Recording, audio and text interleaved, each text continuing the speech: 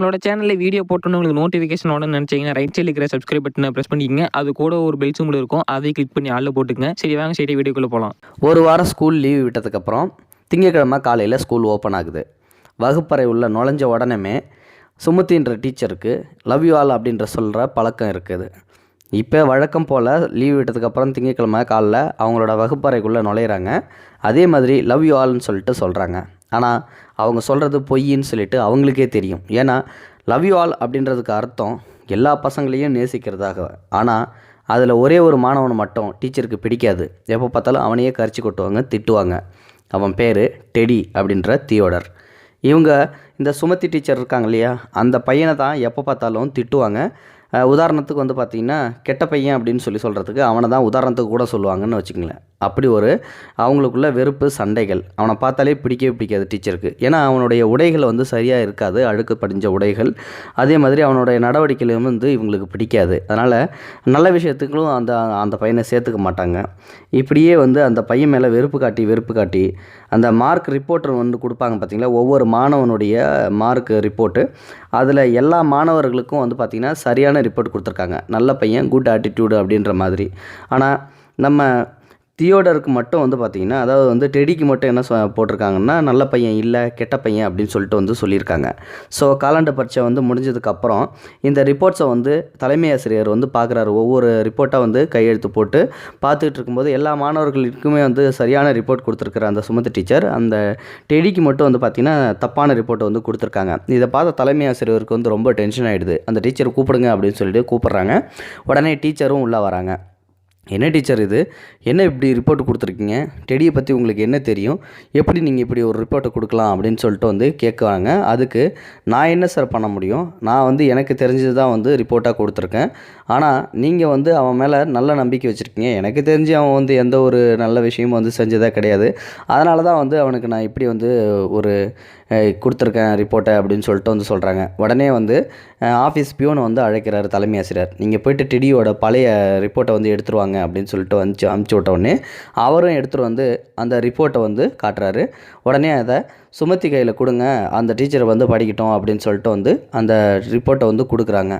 உடனே வந்து அந்த ரிப்போர்ட்டை வந்து வாங்கி அந்த ரிப்போர்ட்டில் என்ன எழுதியிருக்கு அப்படின்றது வந்து நல்ல சத்தமாக எல்லாருக்கும் கேட்குற மாதிரி வந்து படிங்க அப்படின்னு சொல்லிட்டு வந்து சுமதிக்கு நம்ம தலைமை ஆசிரியர் வந்து சொல்கிறாங்க. உடனே வந்து பார்த்திங்கன்னா சுமதியும் வந்து விரித்து படிக்கிறாங்க. ஸோ என்ன படிக்கிறாங்க அப்படின்னு சொல்லிட்டு வந்து பார்த்திங்கன்னா, 3ஆம் வகுப்பறிக்கை சொன்னது வகுப்பின் மிக திறமையான மாணவன் டெடி. உடனே வந்து பார்த்திங்கன்னா இவங்களுக்கு ரொம்ப ஷாக்காகிடுது. என்னடா அது, வகுப்பின் நல்ல மாணவன், மிக திறமையான மாணவன் சொல்லிட்டு டெடின்னு போட்டிருக்காங்களேன்னு. உடனே 4ஆம் ஆண்டறிக்கை சொன்னது டெடியின் தாய் இறுதி நிலை கேன்சர் நோயால் பாதிக்கப்பட்டுள்ளார். அதனால் டெடி மீது முன்னர் போல அவரால் கவனம் செலுத்த முடியவில்லை. அதன் விளைவு அவனிடம் தெரிய ஆரம்பித்திருக்கிறது அப்படின்னு சொல்லிட்டு 5ஆம் ஆண்டின் அறிக்கை இவ்வாறு சொன்னது. டெடியின் தாயார் இறந்து விட்டார். அவனுக்கு அவசரமாய் வழிகாட்டல் தேவைப்படுகின்றது. இல்லையேல் நாம் அந்த குழந்தையை இழந்து விடுவோம். கண்களில் கண்ணீருடன் சுமதி தலைமை ஆசிரியரை பார்த்து சொன்னார், என்ன செய்ய வேண்டும் என்று எனக்கு தெரியும் சார் என்று. அடுத்த திங்கட்கிழமை ஆசிரியை வழக்கம் போல வகுப்புக்கு உள்ளே சென்று பிள்ளைகளை பார்த்து வழக்கம் போல் லவ் யூ ஆல் என்றார். இந்த முறையும் அவர் பொய்தான் சொல்கிறார் என்று அவருக்கு தெரியும். ஏனென்றால் தற்பொழுது மற்ற குழந்தைகளை விட டெடி மீது இருக்கும் அவரது அன்பு அளவு கடந்தது. டெடியுடனான தன் அணுகுமுறையை உடனே மாற்றுவதென்று அவர் தீர்மானித்தார். அதன் பின்னர் ஒவ்வொரு நல்ல விஷயத்திற்கும் டெடியின் பெயர் உச்சரிக்கப்பட்டது. ஒவ்வொரு தவறான உதாரணங்களின் போதும் அவன் பெயர் கவனமாய் தவிர்க்கப்பட்டது. அந்த ஆண்டின் பள்ளி இறுதி நாள் வந்தது. எல்லா மாணவர்களும் தம் ஆசிரியருக்கென பரிசுகள் கொண்டு வந்திருந்தார்கள். அதற்குள் ஒரு பொட்டி மட்டும் பழைய செய்தித்தாளால் சுற்றப்பட்டிருந்தது. ஆசிரியை சுமதிக்கு அதை பார்த்ததுமே அது டெடியிடமிருந்து தான் வந்திருக்க வேண்டும் என்று உள்ளுணர்வு சொல்லியது. முதலில் அதையே பிரித்ததும் அதனுள் பாதி உபயோகித்த சென்ட் பாட்டில் ஒன்றும் சில கற்கள் கழன்ற விழுந்த பிரேஸ்லெட் ஒன்றும் இருந்தது.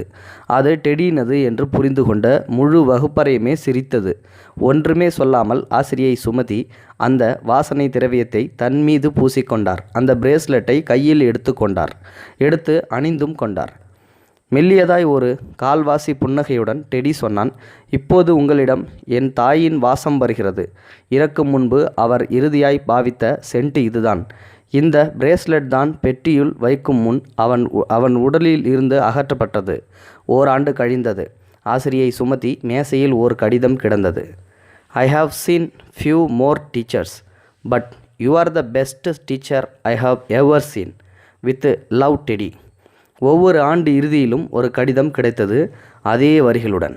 அதே தான் சேம் மேலே படித்தலையா, I have seen few more teachers but you are the best teacher I have ever seen with love Teddy. இதே சேம் தான் எழுதியிருக்குது ஒவ்வொரு ஆண்டும். ஆண்டுகள் பல வேகமாய் உருண்டு ஓடியது. அவர்களுக்கு இடையேயான தொடர்பு எப்படியோ அருந்தும் போனது. ஆசிரியை சுமதி ஓய்வு பெற்றிருந்தார். பல ஆண்டுகளின் பின்னர் அவருக்கு ஒரு கடிதம் வந்து சேர்ந்தது. கடிதம் டாக்டர் தியோடரிடமிருந்து, அதாவது டெடியிடமிருந்து. Mrs Sumathi, I have seen many more people in my life.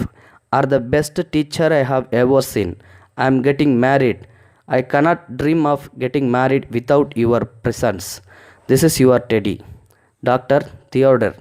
அத்துடன் போய் வர விமான டிக்கெட்டுகளும் இணைக்கப்பட்டிருந்தன. அதாவது நம்ம டெடிக்கு வந்து மேரேஜ் போல், அதனால் நம்ம சுமதி டீச்சரை வந்து இன்வைட் பண்ணுறதுக்காக விமான டிக்கெட்டோடு வந்து ஒரு லெட்டர் அனுப்பிச்சி விட்ருக்காங்க.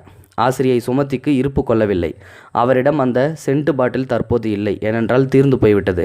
ஆனால் பிரேஸ்லெட் பாதுகாப்பாக இருந்தது. அதை அணிந்து கொண்டு சர்ச்சிற்கு புறப்பட்டார். அங்கு சென்று பின் இருக்கையொன்றில் அமர முற்பட்ட போது அங்கிருந்த ஊழியர்கள் அவரை எப்படியோ அடையாளம் கண்டுகொண்டு முன்வரிசையில் இருந்த ஆசனம் ஒன்றை நோக்கி அழைத்துச் சென்றனர். அவருக்கென்று ஒதுக்கப்பட்டிருந்த ஆசனத்தில் எழுதப்பட்டிருந்தது மதர். திருமணம் முடிந்தது. தியோடர் தன் புது மனைவியிடம் ஆசிரியை சுமதியை அறிமுகம் செய்து வைத்தார். அதாவது டெடி தான். இவர் மட்டும் இல்லை என்றால் நான் இன்று இந்த இடத்தில் நின்றிருக்கவே முடியாது. தியோடரின் கண்களில் கண்ணீர். ஆசிரியை சுமதி பெண்ணை பார்த்து சொன்னார், டெடி இல்லை என்றால் ஒரு ஆசிரியை தன் மாணவர்களுக்கு முதலில் ஒரு தாயாய் இருக்க வேண்டும் என்பதை நான் அறிந்திருக்கவே முடியாது. உங்கள் வகுப்பிலும் ஒரு டெடி இருக்கின்றான். உங்கள் உதவிக்காக காத்து கொண்டிருக்கின்றான். உங்களாலும் அந்த ஆசிரியை சுமதியாக இருக்க முடியும். இனி அடுத்த திங்கட்கிழமை காலை வகுப்பறைக்குள் நுழையும் போது ஒரு ஆசிரியராய் இல்லாமல் தாயாய் நுழைந்து பாருங்கள். உங்களால் ஒரு பிள்ளையின் வாழ்க்கையை நல்லதோர் திருப்பு முனையாக இருக்க முடியும். கண்டிப்பாக இது ஒரு அருமையான பதிவு தான். இந்த பதிவை படிக்கும்போது நம்ம கண்ணில் இருந்து கண்ணீரே வளர்ந்துருக்கும்னு நினைக்கிறேன். மோஸ்ட் ஆஃப் த பீப்புள்ஸ் வந்து பார்த்திங்கன்னா இந்த மாதிரி ஸ்டோரிஸ் தான் வந்து லைக் பண்ணுறாங்க. ஸோ இப்போ வந்து பார்த்திங்கன்னா ஒரு சில டீச்சர்ஸ் வந்து பார்த்திங்கன்னா ஒரு மாணவரை கார்னர் பண்ணணுன்னு நினச்சிட்டாங்க அப்படின்னா அவனை எப்போ பார்த்தாலும் திட்டிக்கிட்டு இருக்கிறது, அடிக்கிறது, போகிறது, வர்றது அப்படின்ற மாதிரியே இருக்காங்க. ஆனால் அவன் வந்து உண்மையிலுமே அந்த தவறுகளை செஞ்சு அவனை வந்து தண்டிச்சா பரவாயில்ல. ஆனால் அவன் மேலே எந்த தப்புமே இருக்காது. இவங்களுக்கு பிடிக்கலன்ற ஒரே காரணத்துக்காக அந்த மாணவனை வந்து ரொம்ப ஃபோக்கஸ் பண்ணி டார்ச்சர் கொடுக்கறது வந்து ஒரு தவறான செயல். அந்த மாதிரி டீச்சர்ஸ்க்கெலாம் இந்த வீடியோ வந்து ஒரு சமர்ப்பணமாக இருக்கும். அதாவது வந்து பார்த்திங்கன்னா அந்த டெடி மேலே வந்து முதல்ல அவங்க கவனம் செலுத்தவே இல்லை. மொத்தத்துக்கு அவன் நல்ல பையன் இல்லை அப்படின்ற மாதிரி ஒரு போக்கில் வச்சு தான் அவங்க வந்து தவறான பாதையில் வந்து செலுத்திட்டு இருக்காங்க. தலைமை ஆசிரியரே வந்து டெடியை பற்றின உண்மைகள் சொல்லும்போது தான் டெடியை பற்றின உண்மைகள் இவங்களுக்கு தெரிய வருது. அதாவது வந்து டெடி முன்னாடியே வந்து ஃபஸ்ட் கிளாஸ் மாணவன். அவங்க அம்மா இறந்ததுக்கப்புறம் தான் வந்து அவனால் அந்த படிப்பில் கான்சன்ட்ரேட் பண்ண முடியாத நிலைமைக்கு போகுது. அதுக்கப்புறம் தான் அந்த மாதிரி நிலைமைக்கு மாறினான் அப்படின்னு சொல்லிட்டு அந்த டீச்சருக்கு தெரிய வரும்போது அதுக்கப்புறம் அந்த டீச்சர் அவனுக்கு வந்து ரெஸ்பெக்ட் கொடுக்குறாங்க. அதுக்கப்புறம் அவனை படித்து இன்றைக்கி ஒரு டாக்டர் ஆகி கல்யாணத்துக்கு இன்வைட் பண்ணி ஒரு மதராக வந்து அவங்கள நினச்சி இன்வைட் பண்ணியிருக்கான்னா அந்தளவுக்கு வந்து அந்த டீச்சர் வந்து நடந்துக்கிட்டதை பொறுத்து தான் இருக்குது. ஸோ இது வந்து பார்த்திங்கன்னா ஒரு டீச்சர்ஸ்க்கு சமர்ப்பணமான வீடியோ. இந்த வீடியோ பிடிச்சிருந்தால் லைக் பண்ணுங்கள், உங்கள் ஃப்ரெண்ட்ஸ்களுக்கு ஷேர் பண்ணி விடுங்க. கூடவே நம்ம சேனலையும் சப்ஸ்கிரைப் பண்ணி விட்டுருங்க. தேங்க்யூ ஃபார் வாட்சிங்.